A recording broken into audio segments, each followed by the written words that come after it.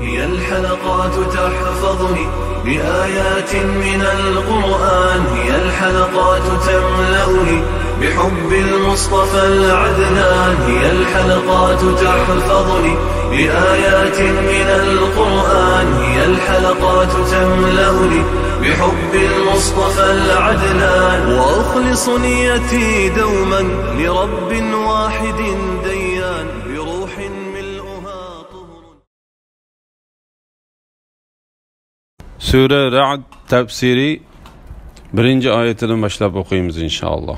Bismillah, elhamdülillah, ve salatu ve selamu ala Resulillah ve ala alihi ve sahbihi ecma'in. Esselamu aleyküm ve rahmetullahi ve berekatuhu. Tövende dehtanlığa İbn Kesir rahimahullah'ın Kur'an-ı Kerim tefsiri Uygur tercümesi Ra'd suresi 1. ayetinden başlayıp okuyayım inşallah. Euzu billahi mineşşeytanirracim. Ra'd suresi Medine'de nazil bolgan 43 ayet. Bismillahirrahmanirrahim. Nihayet şefkatlik ve mehriban Allah'ın ismi bilen başlayman. Elif lam mim ra. Bu kitap yani Kur'an'ın ayetleridir. Bu kitap yani Kur'an'ın ayetleridir. Kur'an'da sana Rabbin tarafından nazil kılınan nesile haktır. Lekin insanların tolisi onunla yani Kur'an'ın Allah tarafından nazil bolganlığına işenmeydi. Kur'an Allah Teala'nın sözü ekenligi.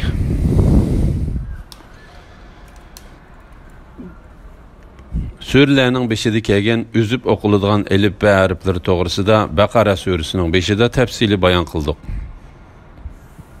Biz bu harfler bilen başlanadigan her bir suredeki üzüp okuladigan bu harflerinin Kur'an'ın Allah Teala tarafından düşken hak kitap ekenligini, Kur'an'da hiç şek şübhinin yok ekenligini ispatlaydiganligini ve bunu roşan bayan kıldiganligini sözlep ötken edik.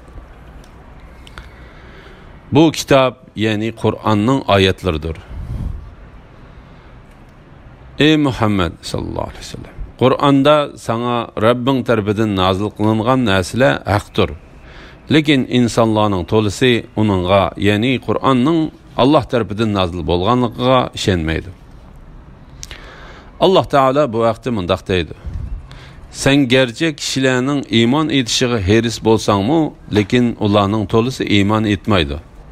Yani Kur'an mana muşundaq roşan ve uçuq bayan kılıngan turuqluq insanların tolisi özlerideki serkeşlik, tersalık ve münafıklık tüpeylidin Kur'an'a işenmeydi. Allah asmanlarını törüksüz berpa kıldı. Sizler onu körüp turvatsizler. Andın o erş üstüde özüge layık ravişte karar aldı. Gün bilen ayni bendilerinin menfaati üçün boysundurdu. Ularning her biri muayyen müddetkice yani dünyanın tügeydiğen vaktigiçe seyir kılıdı. Allah öz hikmeti ve kudreti bilen məxluqatның işlerini başkurup durdu. Sizlerni Rabbinlağa mülaqat buluşqa işensin dep kudretinin delillerini tefsili bayan kılıdı. Allah Teala'nın kelamı kudretini bayan kılışı. Allah Teala bu ayette özünün kemali kudretinden ve katta hükümranlıqıdan haber kılıdı. Allah Teala özünün halişi ve iradesi bilen asmanlarını törüksüz berpa kıldı.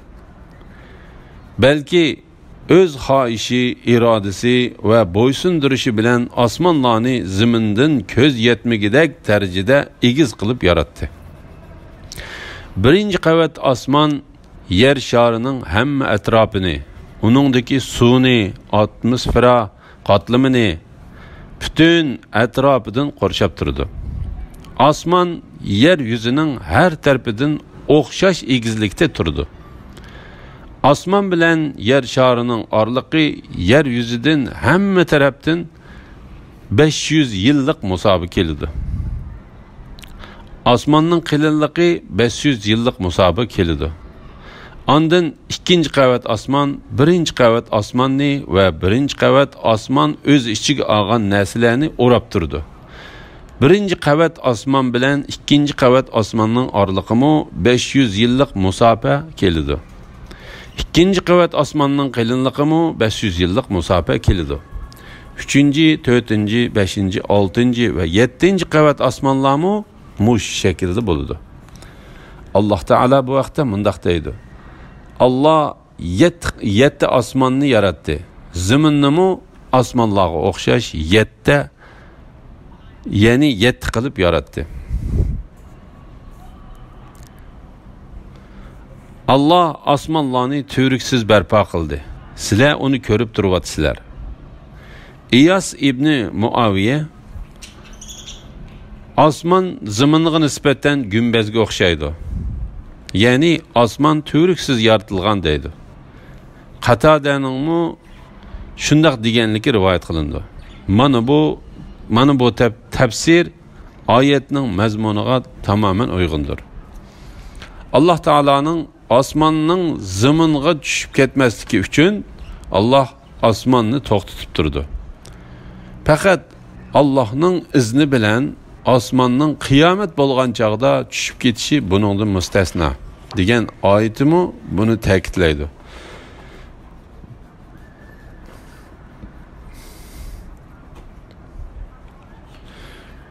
Buningga asosan Alloh taolaning sizlar uni ko'rib turibsizlar degan oyati osmon turiksiz yaratildi.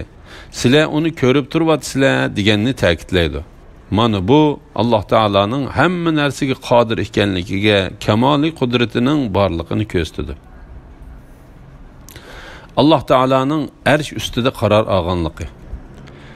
Ondan u arsh ustida o'ziga loyiq ravishda qaror oldi. Bu oyatning tafsiri A'rof surasida bayon qilindi. Bu oyatdimi qaror ilishning qandoqligini so'zlamasdan Alloh taolaning qaror ilishni maxluqning qaror ilishiga o'xshatmasdan ham uningga misol keltirmasdan va qaror ilishni ma'nisiz deb qaramasdan shu peti qoldirildi. Alloh taolo maxluqatga o'xshab qilishdan yuksak darajada ustundir. Kun bilan oyning bo'ysundirilishi va ularning sayr qilishi. Kun bilan oyni bandalarning manfaati uchun bo'ysundirdi. Ularning har biri muayyan muddatgacha, ya'ni dunyoning tugaydigan vaqtigacha sayr qiladi. Ba'zi tafsirshunoslar bu oyatni kun bilan oy qiyomat qoyim bo'lguncha to'xtamay sayr qiladi deb tafsir qilgan. Alloh taolo bu oyatda mundaq deydi. Kun belgilangan joyiga qarab sayr qiladi. Ba'zi tafsirshunoslar mundaq tafsir qiladi. Kun bilan oy arshning ostidagi zaminning, ya'ni yana bir yuziga yaqin keladigan o'rniga qarab sayr qiladi. Kun bilan oy va boshqa yulduzlar shu o'ringa yetganda arshdan eng uzoqlashgan bo'ladi. Chunki to'g'ri dalilga asoslanganda arsh olamning bu yuziga yaqin keladigan gumbaz shaklidir. Arsh osmonlarni o'rab turmaydi. Chunki arshning farishtalar ko'tarib turadigan putlari bo'ladi. Arshni doira shakllantirib aylanib turadigan boshqa osmon jismlariga o'xshash deb tasavvur qilg'il bo'lmaydi. Bu tushunchalar bu vaqtda kelgan oyatlar va to'g'ri hadislarni mulohiza qilib tushunadigan kishilar uchun nihoyat aniqdir. Jami hamd sana va madhilar Alloh taolo xosdir. Alloh taolo bu oyatda kun bilan oyni tilga oldi. Chunki bu ikkisi boshqa nurg'un yulduzlardan cho'ng va katta bo'lgan 7 sayyora ichidagi eng oshkora ko'rindiganlardandir. Kun bilan oy bo'ysundirilgan yerda boshqa yulduzlarning bo'ysundirilishi tabiiydir. Alloh taolo buni ta'kidlab mundaq deydi. Quyoshga sajda qilmanglar, oyga sajda qilmanglar. ularni yaratgan Allohga sajda qilinglar. Agar faqat Allohga ibodat qiladigan bo'lsanglar, Allah quyosh, ay va yulduzlarni Allohning amriga bo'ysundirilguchi qilib yaratdi. Yaratish va amr qilish, ya'ni koinotni tasarruf qilish rostdanla Allohning ilkididir. Sizlarni Rabbinglarga muloqot bo'lishga ishonsin deb qudratining dalillarini tafsili bayon qiladi. Ya'ni Alloh taoladan boshqa hech ilohning yo'qligini, Alloh taolaning agar xolisa mahluqotlarni xuddi ularni yo'q yerdan yaratgandek qayta tirildiradiganligini ko'rsatadigan alomatlarni va dalil paketlarni nihoyat ochiq bayon qiladi. Allah yer yüzini uzunisiga ve to'g'risiga so'zib keng yaratdi. Yer yüzida tog'larni ve daryolarni yaratdi. Meyvelerinin her bir türünü erkek dişi iki cinsli qilib yaratdi. Keçini gündüzge kirishtirdi. Yani keçinin qorong'uligi bilan gündüzning yorug'ligini yaptı. Bularda tefekkür qiladigan qavm uchun Allah'ın kudretini ko'rsatadigan deliller var. Yeryüzüde birbiriga tutuşanğu qit'alar ba ve türlük ziraatlar ba. Köp şaxlıq bolğan ve köp şaxlıq bolmagan, bir uruqdan bir qancha tal ünüp çıqqan, bir uruqdan faqat bir tal ünüp çıqqan xorma daraxtlari var. Ularning hammasi bir xil suv bilan sug'uriladi. Ularning ba'zisini ba'zisidan ta'mda ortiq qilamiz. Bularda tushunadigan qavm uchun Allohning qudratini ko'rsatadigan nurg'un dalillar bor. Allah Taola'nın zimindeki delil paketlari. Allah Taala üstünki alemdeki delil paketlerini bayan qilgandan keyin tövenki alemdeki kudretini, hikmetini ve mahirliğini ko'rsatadigan delil paketlerini bayan qilishga boshlab mundaq dedi. Allah yeryüzünü uzunisiga ve to'g'risiga so'zib keng yaratdi. Yeryüzüde tog'larni ve daryolarni yaratdi. Yani yeryüzünü intayin keng yaratıp, onun da egiz tağlarını berpa kıldı. Suda akıdığan deryalarını, östenlerini ve bulaklarını hasıl kıldı.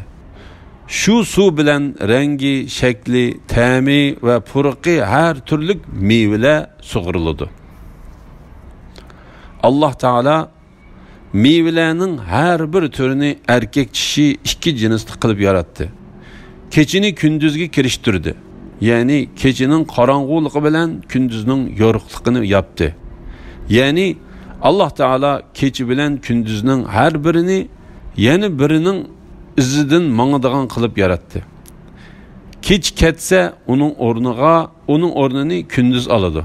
Gündüz ketsa kechi keladi. Her birinin o'rni o'zgarib turgandek vaqtimi o'zgarib turdi. Bularda tefekkür qiladigan qavm uchun Allohning qudratini ko'rsatadigan dalillar bor.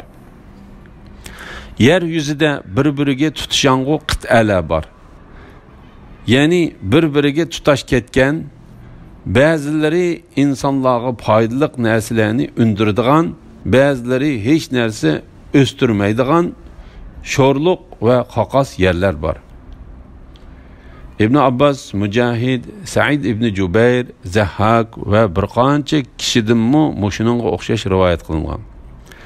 Bu ayet ziminning har xil ranglik joylarining hammasi tuproqining ba'zi qismining oq rangda, ba'zi qismining qizil rangda, ba'zi qismining sariq rangda, ba'zi qismining qora rangda ekanligini, ba'zi qismining toshliq, ba'zi qismining qumliq, ba'zi qismining qalin ve ba'zi qismining nepiz ekanligini o'z ichiga oladi.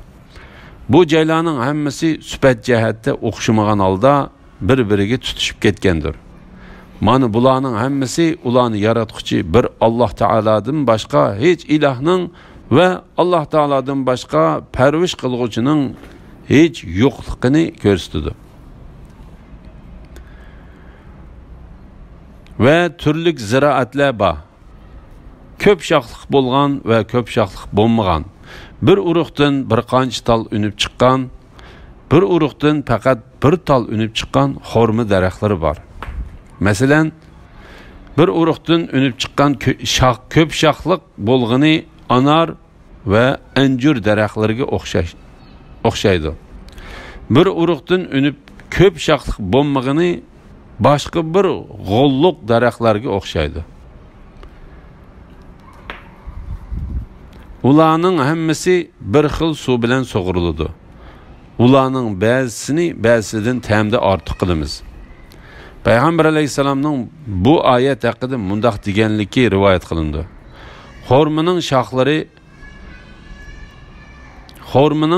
yaxshilari, nacharlari, tatliqlari va ochiq-chuchuklari bor.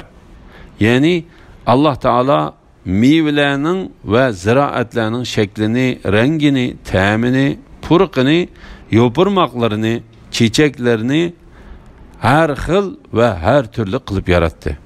Ularning bəziləri intayin təmlik, bəziləri təmsiz, bəziləri intayin açıq-çüçük, bəziləri tatlıq ve bəziləri bir qancha xil təmlik boludu. Ondan Allah Taala'nın izni bilen başka bir təmga özgürdü. Ularning bəziləri seriq, bəziləri qızıl, bəziləri oq, bəziləri qara ve bəziləri kök boludu. Şundaqla gül çiçeklerimi bir xil tabiat ve bir xil suv bilen yetiştirilgen turuqluq hesaplash mumkin bo'lmagan darajada har xil tus ilib rangarang ichildi. Bularning hammasida aql egalari uchun Allah Taala'nın bar ve birlikini gösterdiğin nurgun deliller var. Mana bular Allah Taala'nın şeylerini bir-birinden farklı qilib yaratishini irada qilganligini ve yaratishga qodir ekanligini gösterdiğin eng cho'ng dalildir. Şuna Allah Taala mundaq deydi. Bularda tushunadigan qavm uchun Allah'ın kudretini gösterdiğin nurgun deliller var.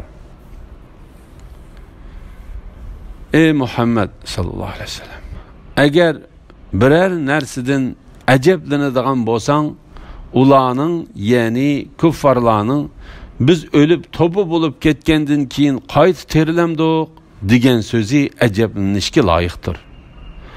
Eni şular Rabbini inkar qilganlardır. Kıyamet günü eni şularning boyunlarına taqoqlar silindi. Eni şular dozaq ahli bo'lib, dozaqda mangu qolg'ichilardir. O'lgandan keyingi hayotlikni inkor qilishning ajablanishga tegishlik ish ekanligi. Allah Taala payg'ambari Muhammad alayhissalomga mundaq deydi. Ey Muhammad sallallahu alayhi vasallam, Allah Taala'nın xaliqini qilishga qodir ekanligini ko'rsatadigan dalil paketlarni ko'rib ve Allah Taala'nın şeyilerinin dastlabda yo'qlikdan o'rnaksiz yaratganligini e'tirof qilib turib, qiyomatni inkor qilgan ayni shu mushriklardan ajablanadigan bo'lsang, ularning biz o'lib topu bulup ketgandan keyin qayt terilamdik degan so'zlari ajablanishga loyiqdir. Ular özleri inkar qilgan narsalardan ajablanarlik narsalarni ko'rib ve e'tirof qilib turib, ondan Allah Taala'nın olamni qaytadan yaratadiganligi haqidagi xabarini inkar qildi. Her bir aql egisi ve bilimli kishi osmonlarni ve zaminni yaratishning insonlarni yaratishga qaraganda ko'p qiyin ekanligini, İnsanlarni qayt terildirish uni dastlabda yo'q yerdan barliq keltirishga qaraganda ko'p oson ekanligini biladi. Allah Taala bu vaqtda mundaq deydi. Ular, ya'ni o'lgandan keyin terilishni inkor qilguvchi kuffarlar bilmamdiki, osmonlarni va zaminni yaratgan ve ularni yaratishda charchab qolmagan Allah o'liklarni terildirishga qodir emasmi? Durust. O hakikaten her narsaga qodirdir. Ondan Allah Taala bularni sifatlab mundaq deydi. Ayni shular Rabbini inkar qilganlardir. Qiyomat kuni ani shularning bo'yinlariga taqoqlar silindi. Ya'ni taqoqlar silinib devzaqqa surildi. Ani shular devzaq ahli bo'lib, devzaqda mangu qolg'uchilardir. Ya'ni ular devzaqdan mangu chiqolmaydi.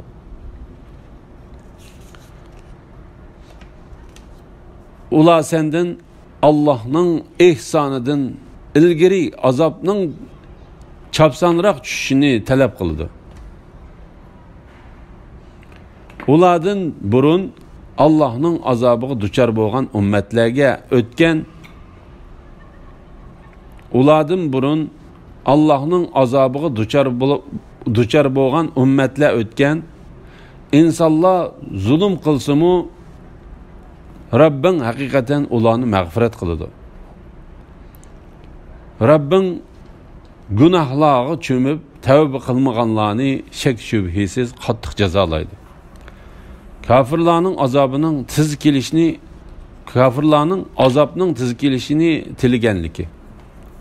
Allah Teala mundaq deydi: "Ani shu haqni inkar qilguvchilar senden Allah'ның ihsanıdan ilgiri azabның çapsanıraq düşüşünü talep kıldı." Allah Teala bu vaqtda mundaq deydi: Ular aytdi: "Ey Kur'an nazil kılıngan adam, sen hakikaten mecnunsen. Eğer sen men Resulullah degan sözüngde rastçıladın bolsan, peygamberlikinge guvaqlik berdigan farishtalarni oldimizga elib kelsan-chu. Farishtalarni faqat haq asosida, ya'ni azab nazil qilamiz, muqarrar azab nazil qilishimiz muqarrar bo'lgan chaqdala nazil qilamiz. Bu chaqda ularga mühlet berilmaydi. Ya'ni ularning azobi kechiktirilmaydi. Ular senden azabning çapsan kelishini talep qiladi. Allah ularning halok bo'lishini muayyan vaqtni belgilamagan bo'lsa edi, Allah ularning halok bo'lishining muayyan vaqtini belgilamagan bo'lsa edi, ularga azab albatta ular talep qilgan vaqtida keletdi. Ularga azab cho'qim, ular xabarsiz holatda turganda ushtumtit keladi. Ular senden azabning tiz kelishini talep qiladi. Şek şübhisizki cehennem kıyamet günü kafirlarını qorshab turg'uchidir. Bir tiligüçi, yani Nazir ibn Haris kafirlarga cho'qim bo'ladigan azabning tushishini tilidi. Qiyomatga ishonmaydiganlar uning bo'lishini oldirtidi. Uningga ishonadiganlar bo'lsa qiyomatdan qo'rqadi. Qiyomatni haq deb biladi. Ular masxir qilish yo'li bilan Rabbimiz sen bizga azobdan va'da qilgan nisiyimizni bizga balduroq qiyomat kunidan ilgari bergan deyishdi. Öz vaqtida ular agar bu, ya'ni Qur'on sening tarafingdan nozil bo'lgan haqiqat bo'ladigan bo'lsa, osmondan ustimizga tosh yog'dirgin yoki bizni qattiq azob bilan jazolagin dedi. Ular haqni qattiq inkar qilganligidan tarsalik va kufrlik qilib payg'ambar alayhissalomdan Alloh taoloning azobining tez kelishini talab qildi. Ulardan burun Allohning azobiga duchor bo'lgan ummatlar o'tgan. Ya'ni biz azobimizni ilgari o'tgan ummatlarga tushirdik. Ularning oqibatini ibrat oladiganlar uchun elishga tegishlik ibrat qildik. Ondan Allah Taala özünün bendilerine bo'lgan mehri shafqati va mag'firati bo'lmaydigan bo'lsa, ularga tegishlik bo'lgan azobni cho'qim tizlatadiganligidan xabar berdi. Allah Taala bu vaqtda mundaq degan: Agar Allah insonlarni ularning qilmishlari tufaylidan jazolaydigan bo'lsa, yer yuzida hech bir jon egisini qo'ymagan bo'ladi. İnsanlar zulm qilsa-mu, Rabbim hakikaten ularni mağfiret kıldı. Yani insanlar keç gündüz zulüm kılgan ve hata işlerini kılgan turuqluq Allah Teala ularni afu kıldı. Günahlarını keçirdi ve ayıplarını yapıdı.